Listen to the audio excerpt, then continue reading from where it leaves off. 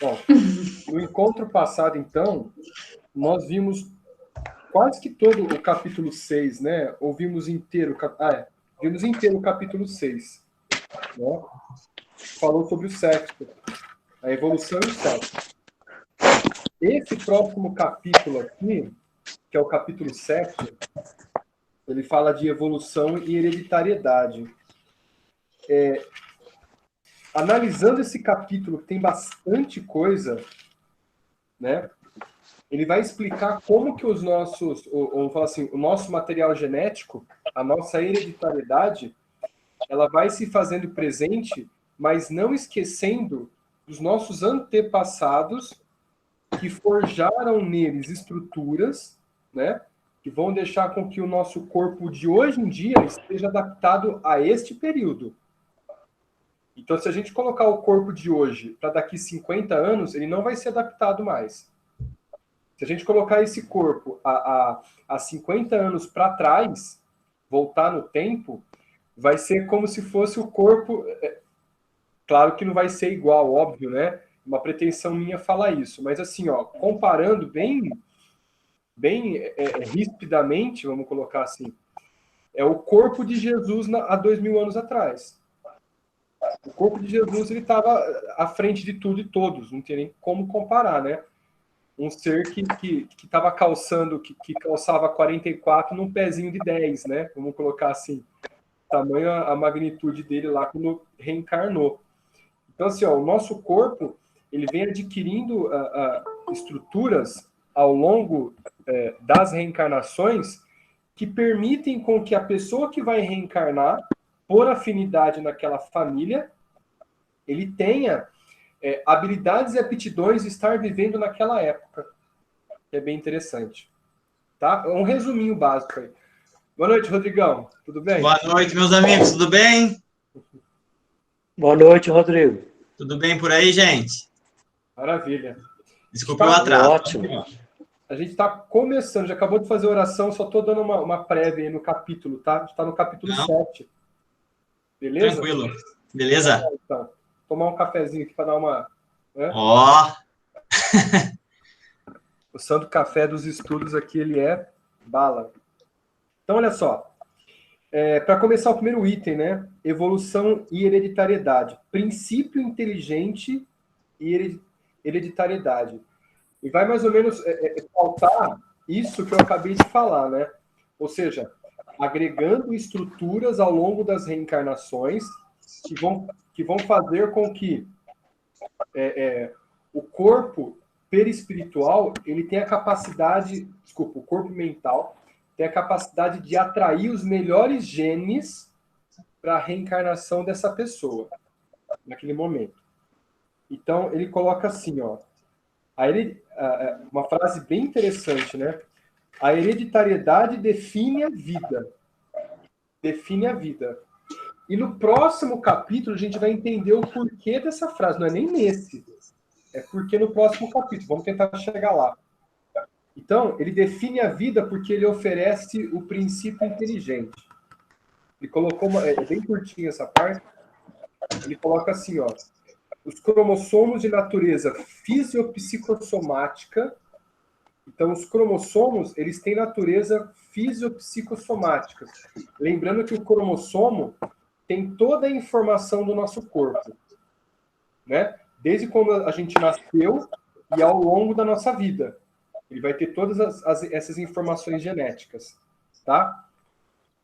E aí, esse cromossomo, ele partilha o corpo físico pelo núcleo e do corpo espiritual pelo citoplasma.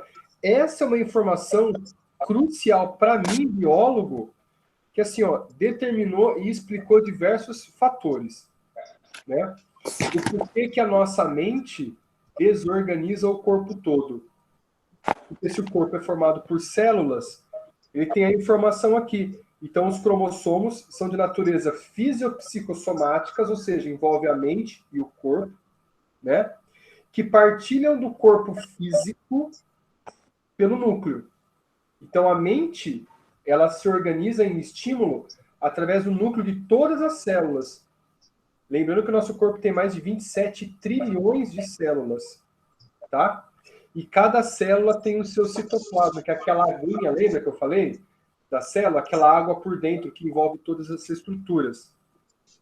Então, o espírito, ele vai partilhar das células o citoplasma.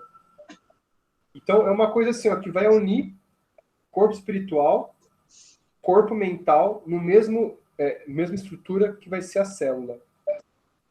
Tá? Tudo bem até aqui? Deu para entender? Sim. Então, tá bom. Aí, ele coloca o seguinte: os genes conservam as características do corpo e a memória das gerações. Olha lá, eu dei aquele resuminho lá, né? O que é o gene? Deixa eu pegar algo aqui para poder explicar, para ficar mais fácil. O que eu vou pegar? Vou pegar um material didático aqui, ó. Por exemplo, essa caneta aqui, ó. Dá para enxergar essa caneta aqui? Opa. Essa caneta aqui é um material genético, por exemplo, tá? Cada pontinho dessa caneta, cada pontinho, um fragmentozinho de plástico, é um gene diferente. Gene diferente. Então, isso tudo caracteriza o nosso corpo. O seu metabolismo e tudo isso que rege o nosso corpo. Então, olha que interessante. Quando ele falou que cada gene conserva as gerações passadas, são essas experiências reencarnatórias que o gene vai adquirindo e que ele capacita o espírito reencarnar naquela época, de acordo com a sua evolução. Agora, dá para entender um pouco alguns abortos que me veio na mente agora. Por quê? Não tem espíritos trevosos que a moral está tão baixa e que não é de acordo com essa época, que já está um pouco mais evoluída? E aí tem aquela reencarnação compulsória, que ele reencarna, fica durante 4 ou 5 meses no ventre e acaba sendo abortado. Será que não é essa experiência com essa energia materna que é pura e altamente grandiosa, que ele precisa para tentar reajustar alguns fatores para reencarnar, mesmo o corpo extremamente debilitado, numa próxima reencarnação? Sabe? Então, um quesinho aí para a gente pensar. Não são todos, claro, não são todos os abortos, óbvio, né? Eu falo assim, uma parcela disso aí. Tem sentido, sim. Faz sentido? Faz. Faz sentido, porque, por exemplo, a grande maioria dos magos negros, dos ovoides, eles precisam reconstituir o corpo astral. Exato. E tem que ter esse início rápido, várias vezes, vários abortos, para ele condicionar a esse corpo. Sim. Me veio agora... Errado, é uma ideia minha. Mas, assim, é interessante que, assim, quando eu estudei essa parte, estava calmo, tranquilo, estava organizado, estava bem equilibrado. Não me veio isso na mente. Olha como um grupo de estudos que a gente está bem amparado, de repente vem na mente uma inspiração para poder falar de um detalhezinho que, sabe, passa despercebido. Olha que interessante. Né? Com certeza. Muito. Então aqui ele finaliza, né? Só que aí, na segunda parte, ele já coloca alguns entraves, que ele fala sobre os filtros de transformismo. Aí eu não entendi direito esse filtro de transformismo, né? Aí vamos ver o que ele diz aqui, ó. O princípio inteligente, ele é experimentado em diversos organismos, ou seja, geral, desde a sua origem, que através da reprodução se aperfeiçoam. Então, o princípio inteligente está direto em todos os organismos, que quando eles vão se reproduzir, começa a se diferenciar e começa a se organizar, né? Tecidos germinais sofrem provas para aferir a organização e aprendizados. É como ele disse anteriormente, nos capítulos anteriores, aqueles estímulos de reflexos, que ocorrem reencarnações diversas, com o mesmo objetivo, muitas vezes, de aperfeiçoar uma estrutura. Aí eu fico imaginando agora, para o homem sair, ser um vegetariano, na época dos australopitecos, lá atrás, antes dos hominídeos, né? Uma transformação gigantesca dentro da fisiologia digestória para ele começar a ingerir carne. Para ser onívoro, vamos dizer assim, né? Onívoro. Ele come frutas, verduras e carnes. Né? Então imagina diversas reencarnações. Por isso que naquela época lá as reencarnações eram curtas. E quando a gente observa os animais, as reencarnações são curtas. Né? 5 anos, 2 anos, às vezes tem animais aí muito simples, como algumas moscas, que vivem por 30 minutos. 30 minutos. Mas que já tem um princípio inteligente. Deve ter algum objetivo ali para ela viver 30 minutos apenas. Né? Para ser condicionada a ter um reflexo. O desenvolvimento no perispírito de alguma... como ele coloca aqui, né? De algum... vamos falar assim... como ele colocou aqui? Onde está? Tecidos germinais, e alguns tecidos que são germinais. Tá? Alguém quer comentar alguma coisa aí nesse pedacinho? Ficou meio estranho, né? Meio confuso?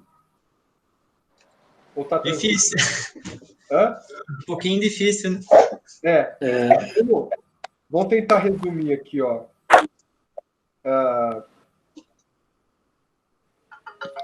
Como vou dizer aqui? Eu vou ler de novo para ver se eu consigo elaborar uma forma diferente. Ó. O princípio inteligente ele é experimentado em diversos organismos, de maneira geral, que através da reprodução se aperfeiçoam. Então ele vai gerando novas vidas, gerando novas reencarnações. Tecidos germinais, ou seja, os tecidos que vão ser desenvolvidos no futuro, já passam pela prova, que é a prova para aferir a organização e aprendizado. Vamos pegar aquela mosquinha lá que vive 30 minutos.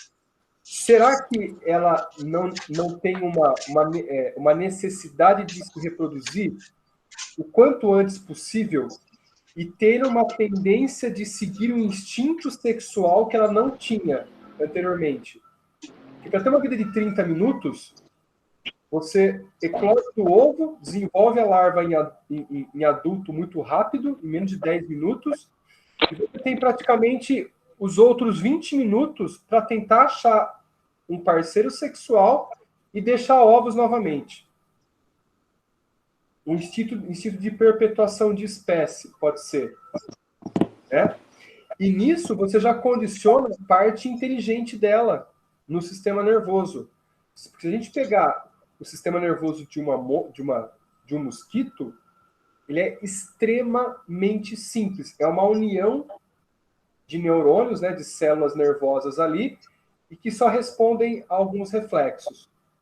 Então, ali ela pode estar sofrendo algumas pressões de ter que se reproduzir para desenvolver uma área que ela não tem.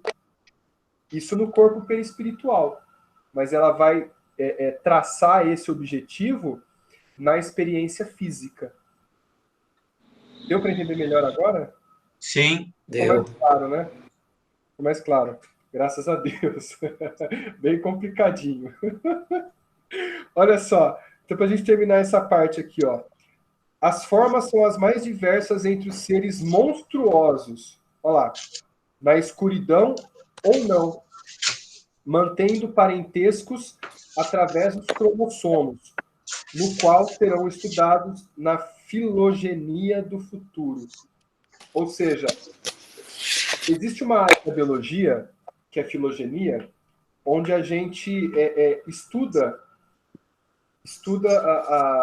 vamos falar assim, a ligação de um organismo com o outro, para colocar no mesmo grupo. Como, por exemplo, você tem 5 grandes reinos, cada reino, por exemplo, reino animal, vegetal, fúngico, o reino das bactérias e o reino dos protistas, que é as algas e protozoários. Em cada reino também tem uma subdivisão.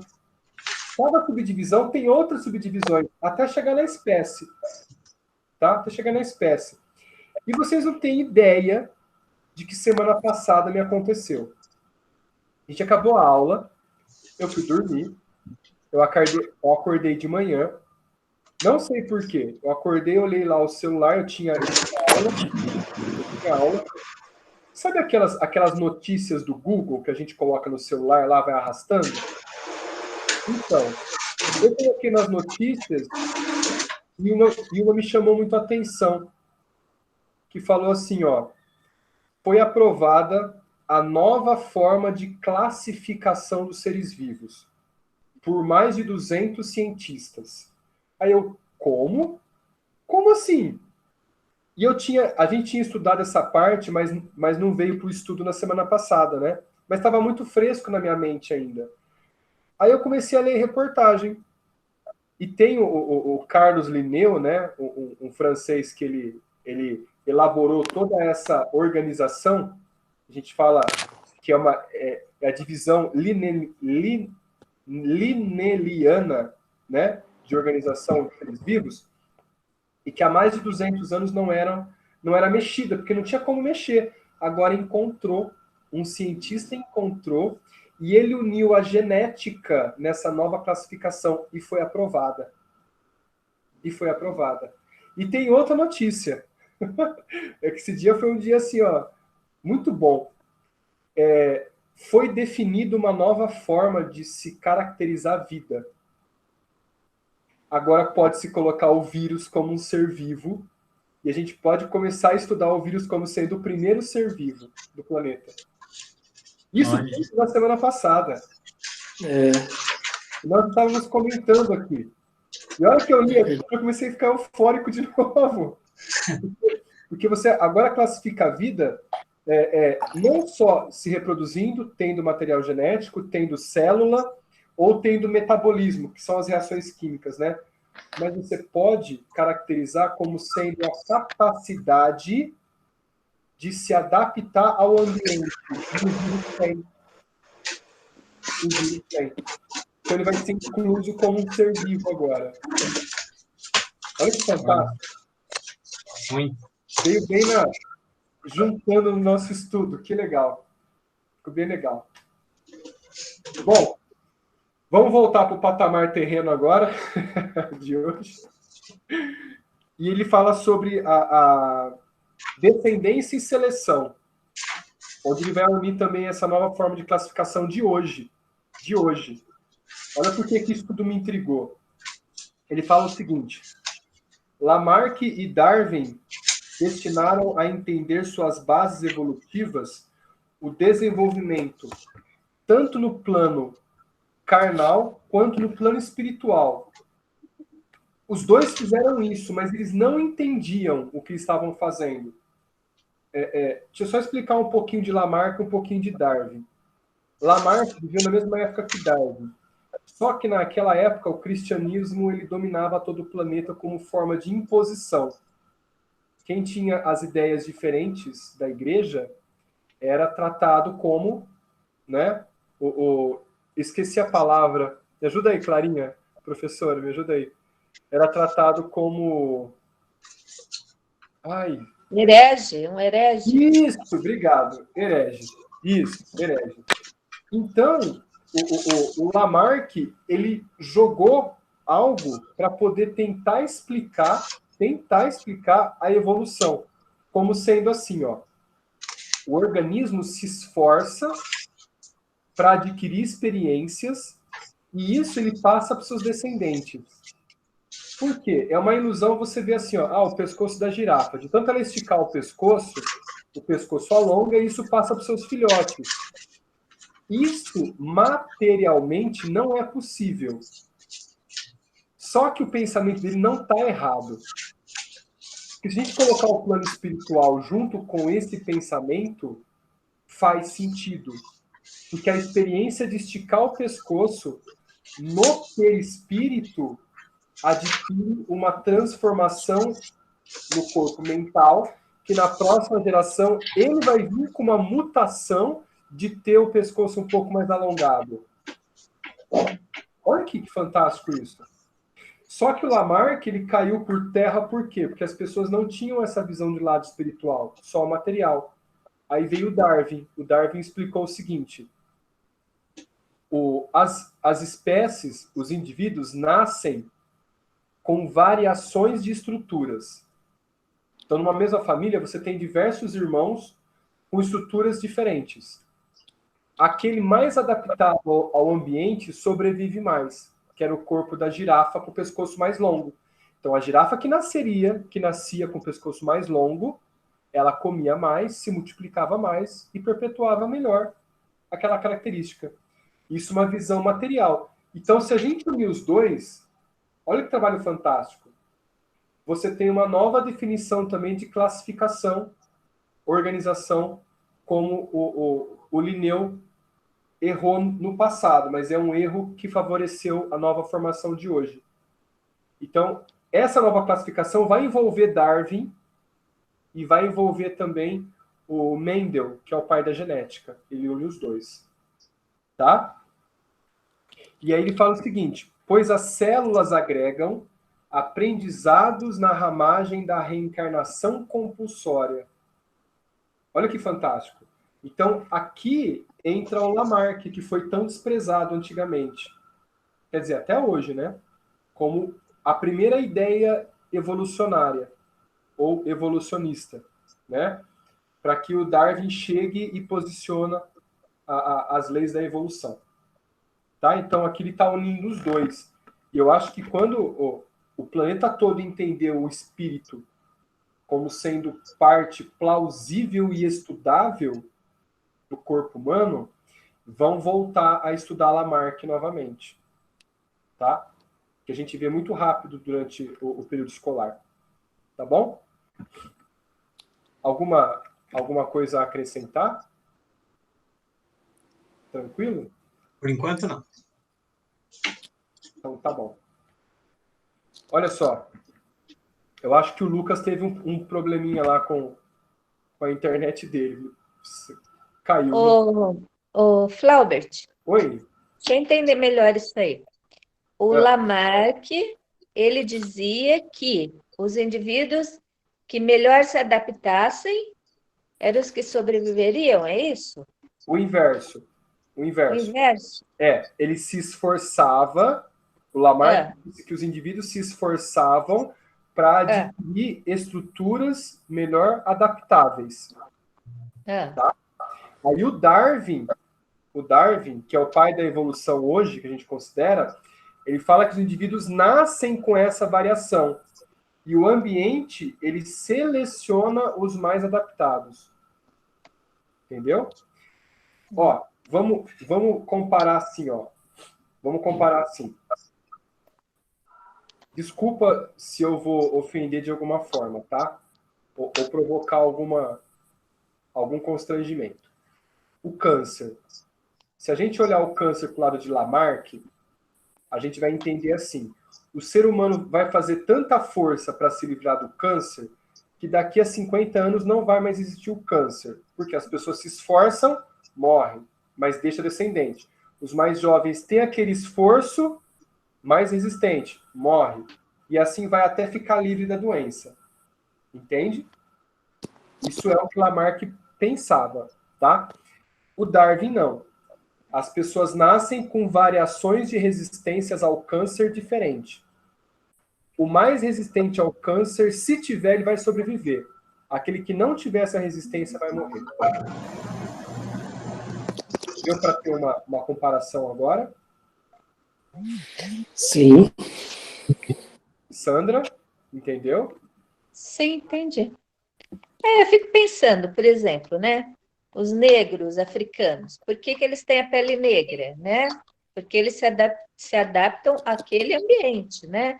Sim. Por que o japonês e o chinês têm os olhos rasgadinhos, né? Porque o sol, né? A claridade é muito maior, né? Lá onde eles vivem. Sim. Então, o ser humano ele se adapta conforme como é que fala? As circunstâncias, né? O ambiente, Mas essa adaptação, como diz o Darwin, ela demora assim, ó, centenas de anos até milhares de anos. Por quê? Porque aquele mais frágil vai morrer antes do tempo, porque não tem adaptação ainda. Então, os mais fortes sobrevivem, né? É. Mas aí a gente entra naquela teoria ariana lá, né? Aí é que é, né? Exato. Aí né? O Hitler. É. Aí pensando nisso, né? O que o Hitler pensava? Pensava que a raça ariana era a mais, né? Assim, a melhor do planeta. Só que ele não estudou biologia. Se ele estudasse biologia, ele ia jogar todo mundo com todo mundo e fazer assim casamento com todas as raças diferentes para poder gerar um homem mais forte. Você entende? Por que os egípcios morreram, os faraós se extinguiram? Existem dois motivos, né? O principal, material. Por que os faraós se extinguiram? Porque eles casavam entre os irmãos para não deixar fortuna para os agregados que vinham de fora. Entende? Só que esse casamento entre irmãos, você favorece as doenças genéticas. Favorece muito. Por isso que é proibido por lei você casar com um irmão de sangue. Mesmo pai e mesma mãe. Mesmo os primos, né? Tem esse problema, né? Exatamente. Então, assim, ó, se o Hitler entendesse de genética, ele ia fazer casamento de uma pessoa branca com uma negra, branca com asiático e tudo mais, para miscigenar e gerar realmente um ser humano melhor. E é o Brasil. Dá uma olhada no Brasil. Não que nós somos melhores. No Brasil, a gente nada no esgoto. Exatamente. Mas olha só, ó, aqui nós temos diversas etnias. Meu cabelo índio, eu tenho descendência negra, portuguesa também, alagoana, dos índios brasileiros, né? Então, assim, temos também europeus aqui dentro, italiano, o Rodrigo, né, Rodrigo? Você é alemão ou italiano? Português e italiano. Olha lá. Um pouquinho de tudo. Um pouquinho dos dois pezinhos lá na Europa. Né? Tem. Então, assim, tem de tudo. E é isso que faz a maravilha, né, do Brasil. Nas Olimpíadas aqui do Brasil, eu chorei muito no final, no fechamento dela. Por quê? Porque nunca em nenhuma Olimpíadas, no fechamento dela, houve uma abertura das comissões olímpicas de todos os países para se misturar. Isso até me arrepia. Tinha o seu time ali, nacional, né? E ficava ali até o final do fechamento da abertura. O que o Brasil fez? Acabou com isso, e no final todo mundo comemorou, tudo misturado. Que caracteriza o Brasil. Entende? Isso foi uma sacada genial. Foi genial. Né? Mas... isso a gente não pode perder jamais. Né? Sim. É o que a gente tem de mais bonito, né? Sim, exatamente. Mas não vai mais perder mais. Daqui para frente é só ascensão acelerada. Ó a pandemia. Tem uma turminha aí que ainda quer, né? A pandemia acelerando tudo e todos. Tem uma turminha aí que ainda é dessa naipe aí da pureza racial, né? Isso não existe. Não. A pureza tem que vir do coração. O resto é misturar tudo mesmo. Olha só. Aí ele termina, né? Ele confirma aquela parte de vírus que a gente estava comentando, né? Então, André Luiz confirma o vírus e a bactéria como formas iniciais de vida na Terra há 15 milhões de séculos atrás. Se não são as primeiras emissões de pensamento e ficou latente nos animais. Então, assim, ó, fiz uma continha rápida, né? Um século tem 100 anos, então 15 milhões de séculos vai dar 1,5 bilhões de anos. Foi o surgimento de alguns organismos pluricelulares, ou seja, multicelular. Já existia bactérias, já tinha vírus.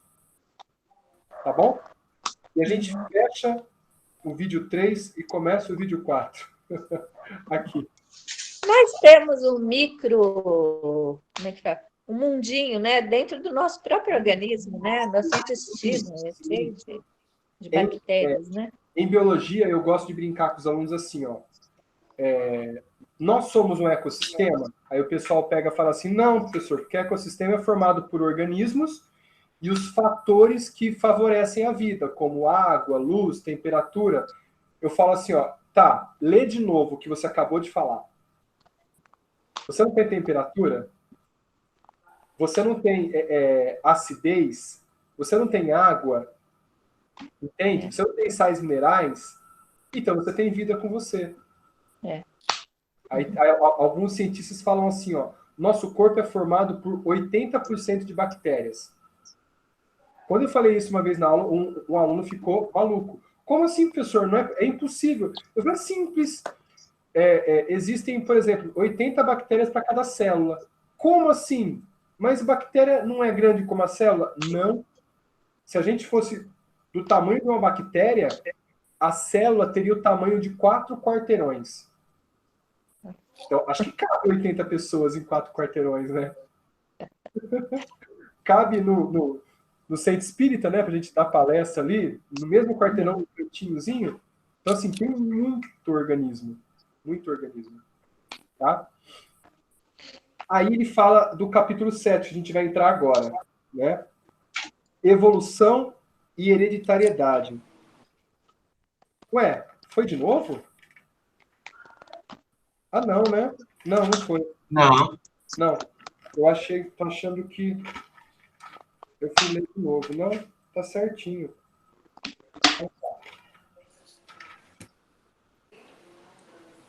Ué, será que eu fiz confusão? Não, não fiz. Tá aqui, ó. Ah, não. Peraí, fiz confusão sim, hein? Eu li o capítulo 7 e voltei no capítulo 6. Bom. Não tem problema. Vamos lá, então. Vamos lá. A hereditariedade define a vida e o desenvolvimento do princípio físico. Então, tá vendo? Eu já li essa parte, não li? Eu li sim. Nossa, que confusão que eu fiz aqui. Você sabe que agora eu fiquei mais tranquilo, né? Porque eu achei que eu tinha me perdido. Então, olha aí. Eu não tinha percebido. Aí eu fiquei quietinho, porque eu achei que eu tinha me perdido. Aí eu falei, não, vamos que vamos. Não, mesmo... mas, mas fica tranquilo, reforçou aquilo. Reforçou? Foi bom, foi legal. Vamos lá, foi Lavoisier foi. Foi Lavoisier. Foi. Então tá. Onde então que realmente eu parei? Fatores de hereditariedade? Não. Nós falamos já de hereditariedade. Isso. Então, Já. eu vou continuar daqui, então, ó. No capítulo 7, tá? O início ali, ó. O desenvolvimento do princípio fisiopsicossomático partiu das bases seguras do vegetal, quando por milhões de anos os arquitetos divinos combinaram as nucleoproteínas e glucídeos e outros elementos. Vamos traduzir. O desenvolvimento psicossomático, fisiopsicossomático, ou seja, corpo e mente, partiu lá nos vegetais. Por que nos vegetais? Lembra, eu esqueci o nome do pesquisador que falou assim, a inteligência, como é que é? Ela é inativa nos minerais, ela dorme nos vegetais, sonha nos animais e aparece nos hominais. Tem essa frase, não tem? Tem. Então, eu usei isso numa palestra, mas eu esqueci o nome da pessoa que falou isso, tá? Então, assim, ó, nos vegetais começou a despertar, porque estava dormente. Então, começou ali por quê? Porque através da fotossíntese, né, que é a forma que a vegetal ele consegue produzir o seu alimento, e o seu alimento é esses glúcides, que ele chama. Hoje em dia, nós chamamos esses glúcides de carboidrato, ou seja, glicídio ou açúcar. Então, toda planta produz o carboidrato, que ela vai alimentar toda a vida no planeta. Por quê? Toda a vida precisa de energia, e a energia está contida no carboidrato. Claro que também tem na proteína, mas é um composto que veio depois, tá? Então... Aí, Flaubert, seria legal você fazer um parênteses e explicar para o Lucas, né? Que ele não deve ter familiaridade com essa... Que a gente começa lá no mineral, né? Dos reinos. É verdade. Mas o Lucas acho que saiu, hein? Então, acho que ele caiu com algum problema de alguma então, coisa. Problema nele. Ele não mandou nada aqui para mim, mas depois eu converso com ele. Então, assim, eu mandei todos os outros vídeos para ele, e os estudos. Então, se ele pegar desde o comecinho, ele vai entender. Né? Porque a gente começa do reino mineral, né? Depois vamos para o vegetal. Exatamente. Aí... E aqui começa aqueles reflexos, né? Que a gente tinha conversado antes, né?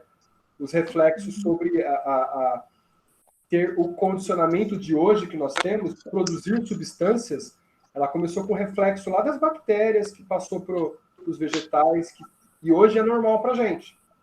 Né? Então começou aqui. Aí depois ele entra em fatores da hereditariedade. Fala o seguinte: os fatores genéticos são as bases reprodutivas para a experimentação da mitose. Aí você fala assim, nossa, mitose, o que é a mitose, né? A mitose é um dos tipos de divisão celular, é a mais frequente. Ou seja, é que faz um organismo pluricelular como o nosso sair de uma única célula e atingir os mais de 27 trilhões de células. Tá? Ou seja, uma célulazinha dá origem a duas. Exatamente igual ou parecida, dependendo do tecido onde ela vai se diferenciar. Tá? Tem uma outra divisão celular, que essa vai formar os nossos gametas, que ela é um pouquinho diferente. Tá? Precisa ser diferente, mas depois eu falo mais adiante. Tá bom? Então, assim, ó, esses fatores genéticos que começaram a se expressar pela mitose, ele vai começar a diferenciar a função da célula. Quer ver? Ó? Distingue as divisões celulares para a formação dos cromossomos. Olha lá o que eu falei. Meiose e mitose. Mitose faz crescer de tamanho ou números de indivíduos. A meiose vai fazer célula sexual, que é espermatozoide e óvulo. Tá? Então, assim, ó, distingue as divisões celulares para a formação dos cromossomos e suas fases na meiose. Do encontro na formação para a separação, as conjugações de materiais genéticos na primeira fase da meiose. O que significa isso? Ó, eu vou até abrir uma aula de biologia para vocês verem. Para não ter nenhuma dúvida. O pessoal que estiver acompanhando aí também já vai perceber. Quando a gente fala em meiose, a gente tem que analisar... Cadê genética? Aqui, ó. Meiose. Enquanto vai abrindo aqui, rapidinho, depois eu compartilho a tela. Então, quando a gente observa a meiose em si, a gente tem uma reorganização dentro da organização do material genético. Quer ver? Agora eu vou compartilhar com vocês. Compartilhar a tela. Vamos lá. Vai dar uma travadinha. Na hora que começou a compartilhar, vocês me avisam aí.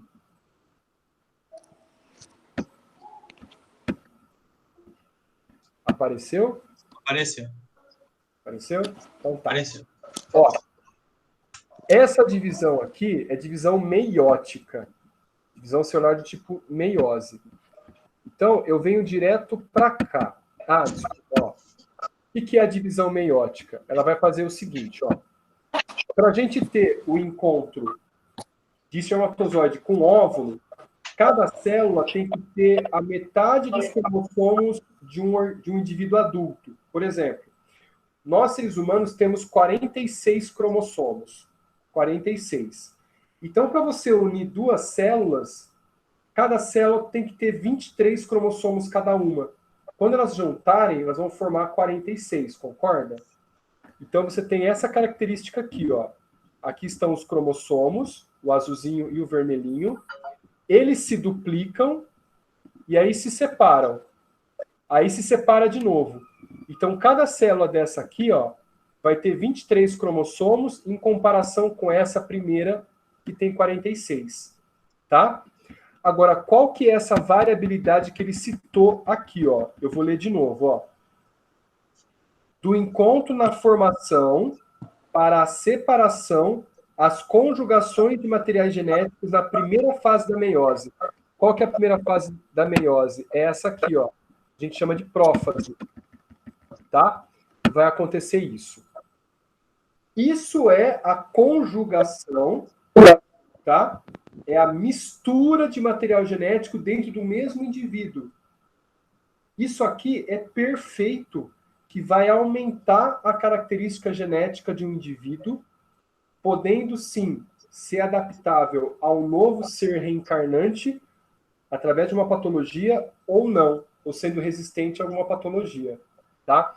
Por quê? Porque essa troca de material genético que nós temos aqui, ó, o cromossomo cinza e o cromossomo rosa, né? Quando eles se aproximam, quando ele fala assim, ó, do encontro na formação, ou seja, se encontraram, tá?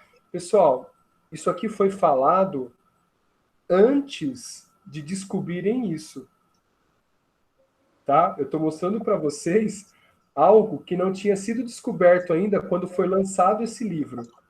Olha isso. Então, assim, ó, do encontro na formação, então, encontrou, misturou material genético aqui, ó. Repara que o rosa está junto com o cinza agora. E o cinza se misturou com o rosa. Nessa separação aqui, que ele fala, é essa separação aqui, ó. Ó, dá uma olhada. Você vai separar material genético. Para quê? Para você separar as duas células. Então, cada cromossomo tem um pedacinho do outro. Vocês estão vendo? Tem um pedacinho do outro. Esses fatores da hereditariedade, ele conclui assim, ó. Isso ocorre na primeira fase da meiose, antes da formação do indivíduo. Então, aquela história, olha como é interessante isso. Aquela história de que existe uma conversa, não é história, né? É fato. Existe uma conversa com os pais para acolherem um espírito reencarnante. Olha só. Quando o casal aceita, começa a preparação aí, na formação dos gametas, para que o espírito reencarnante tenha todas as possibilidades de ter um corpo perfeito para a reencarnação dele. Eu falo corpo perfeito de acordo com suas provas e expiações. Ficou claro? Sim. Tá bem claro? Sim, sim. A figura ficou difícil de ver ou não? Não. Então tá. Eu vou parar a apresentação aqui para não travar, para a gente poder voltar aqui, ó. Nos arquivos dos reflexos, que é o próximo item. Tá? Aí ele vai explicar essa parte genética. Arquivo dos reflexos condicionados. Através das reencarnações, as algas, lá atrás, as algas, e depois os vegetais, repetem comportamentos de multiplicação para fixar a hereditariedade e reflexos para a futura protoforma humana. Então ele está assimilando as experiências repetidas vezes, como a gente deu o exemplo do mosquitinho,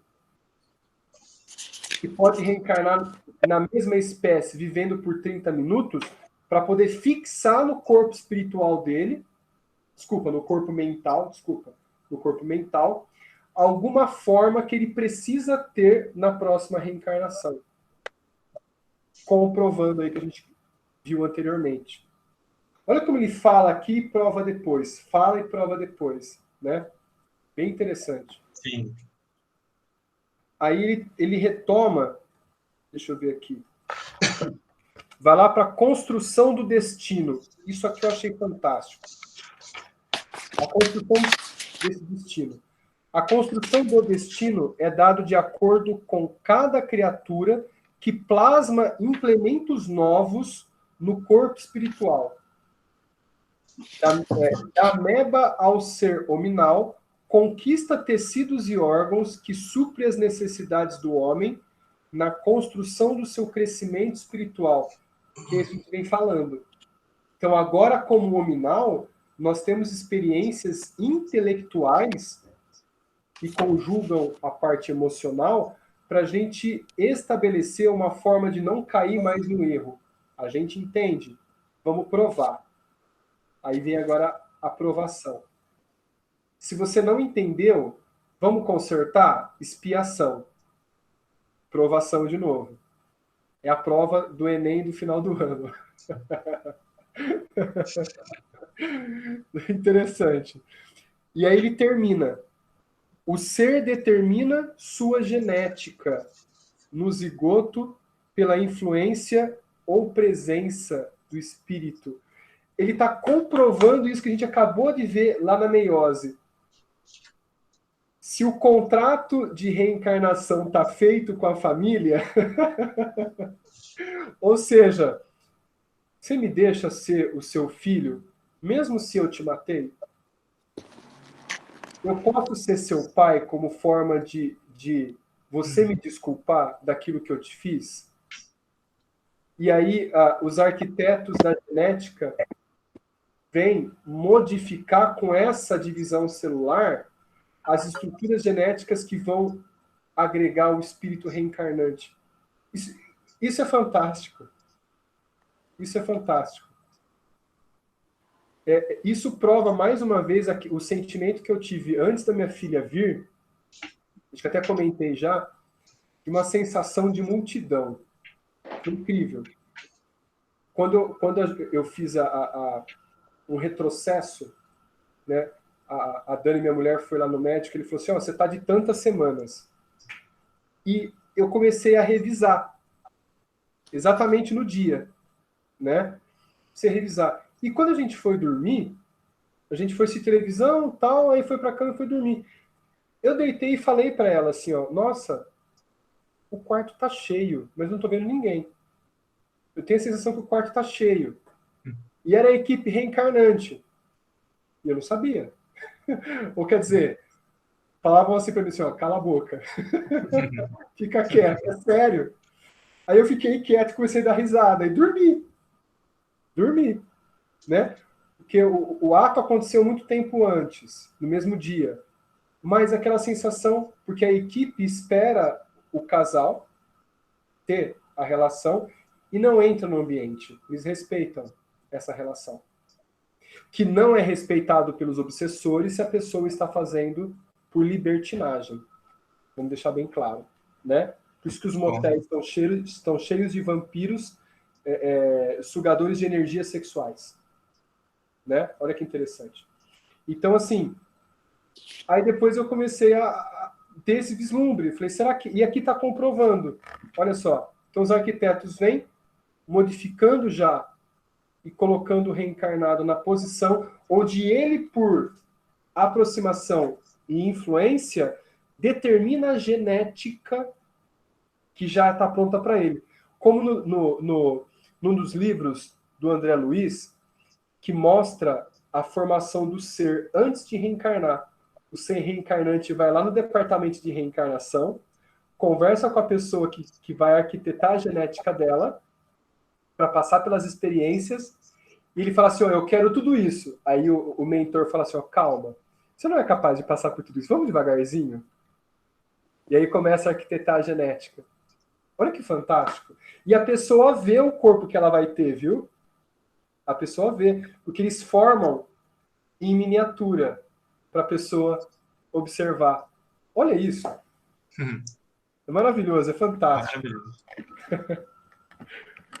Ó, vamos terminar essa parte. Falta só mais um itemzinho, apesar da confusão de hoje, mas hereditariedade e afinidade, para a gente fechar esse pensamento. Explica que todo erro sem conhecimento é inocência infantil, como a criança que pega uma faca para brincar sem entender que aquela faca machuca os outros e ela mesma, né? Mas quando é conhecedor das leis, torna-se responsável em reparar o desastre, né? Deste modo, a forma física ajuda no ressarcimento dos débitos ou avanço do nível moral e cultural. Como tem pessoas que, assim, ó, passam pouco pela aprovação, mas tem muito contato, muito mesmo, com a parte cultural. Tem pessoas que têm muito contato com isso e vão estudar, por exemplo, estudantes de filosofia, de sociologia, né, que agregam muitas dessas informações. E a parte moral não é tão elevada, mas está agregando informações para que ela, no futuro, aborde e tenha uma relação filosófico-cultural para ela mesma, né? E termina. A finalidade faz da hereditariedade um caminho para a reencarnação, ou se mantém na erraticidade, junto aos semelhantes por sua escolha. Isso é raro, que ele diz, né?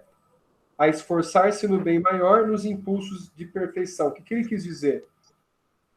A pessoa pode retomar a reencarnação para provar essa hereditariedade, que ele precisa ter essa experiência, ou fica no plano espiritual, adquirindo também essas experiências menos intensas.